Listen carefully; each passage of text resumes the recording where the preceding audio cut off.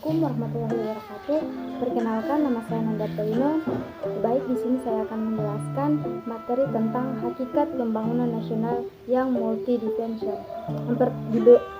Ada beberapa pembahasan. Yang pertama, saya akan menjelaskan pembangunan nasional yang multidimensional.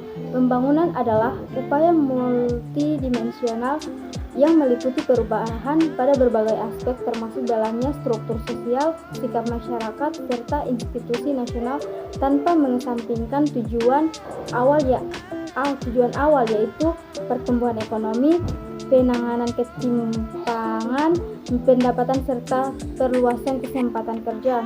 Kemudian yang kedua, pembangunan bidang ekonomi.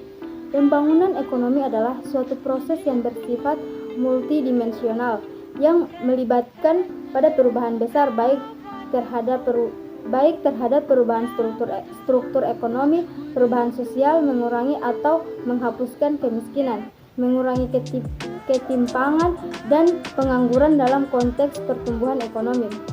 Tujuan utama dari usaha-usaha pembangunan ekonomi selain menciptakan pertumbuhan ekonomi setinggi-tingginya juga memberikan kesempatan kerja bagi penduduk untuk memberikan pendapatan kebutuhan hidupnya menurut Todaro 2008.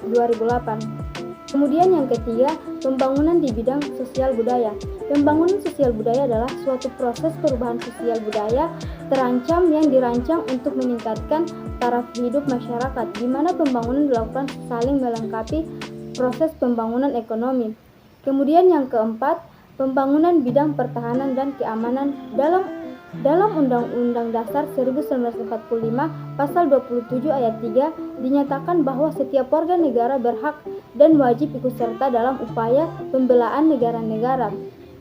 Sedangkan isi Pasal 30 Ayat 1 adalah tiap-tiap warga negara berhak dan wajib ikut serta dalam usaha pertahanan dan keamanan negara.